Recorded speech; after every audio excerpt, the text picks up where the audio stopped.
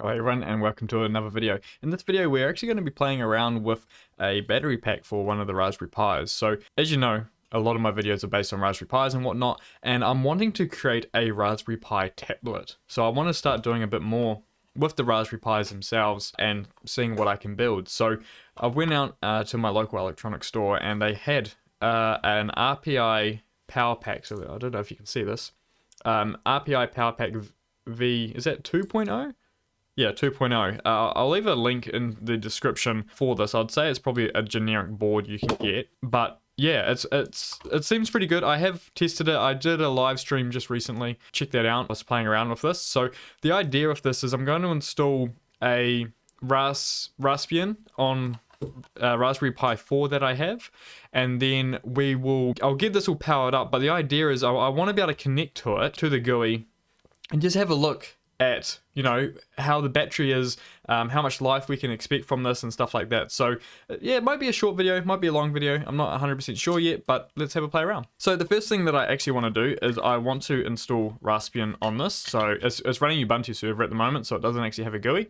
So I'll just quickly write Raspbian on this. Right, so that is now writing, so that should be done pretty quickly. So just another part, so the idea with this again is creating some sort of tablet, and you can go and get a bunch of touchscreens and stuff like that. And the idea that I want to do is, yeah, get the touchscreen, get the battery pack, have a play around, get an idea of like the battery life and stuff, and then look at getting a 3D printed case or something.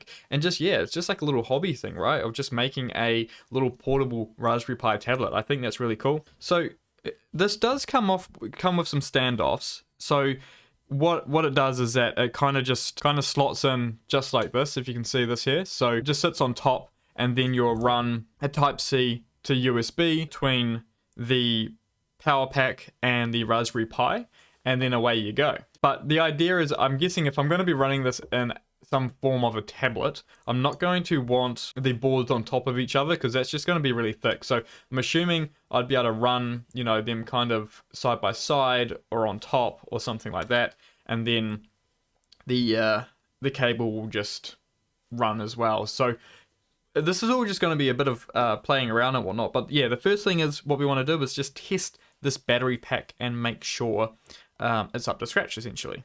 So I've just come to the website here while that image is writing to look at the power pack. So this is talking about the V1. I've got the version 2, and I don't know what the differences are, but at least this should be able to give us some sort of an idea on what we can expect. So here it's saying that based on a Raspberry Pi 3, I'm running a 4, so there might be a bit of a difference, but still this will give us a rough estimate. So pretty much a base Raspberry Pi without doing too much in the background, you can expect up to 9 hours of battery life.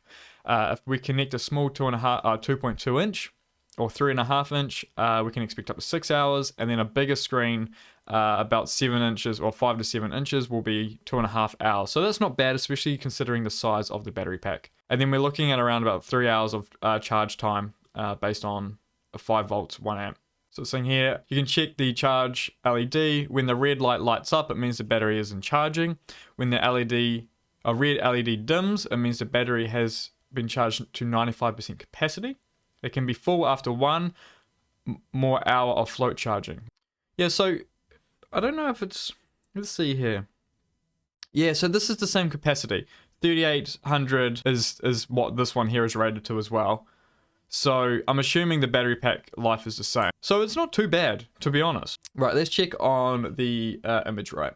Right, I went on a wild hunt. I needed to find a mini HDMI to HDMI, but I found one. So the image is finished writing, which is perfect. What we can do is grab the SD card. And, right, so I was just charging this up a little bit because I was playing around with it again in a live stream that I was doing. First off, let's get this HDMI cable plugged in, just like that.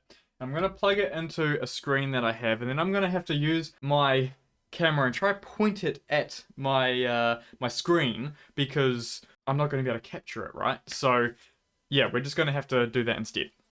Alright, so what I'm going to do, I've got all like these keyboards and mice, but they're all like RGB, so they're going to like kill the battery. So I've just quickly put the Raspberry Pi on power for now, just so I can go through the setup, which requires all the mouse and keyboard. And then once that's all set up, we'll give the power pack a bit of a charge, and then we'll have a play around. Alright, so let's quickly do this. Let's let's actually quickly shut down the Raspberry Pi. Right, the Raspberry Pi has been shut down, and we have the battery pack here, so we can stop charging this. The Raspberry Pi back onto power, and we'll see if it boots up and how it looks. So that's all plugged in. Now there's no other cables, just two. We've got the HDMI and we've got the battery pack. That is it. All right, and now it's booting up. This is sweet. So again, just for confirmation, battery pack, Raspberry Pi, nothing else connected.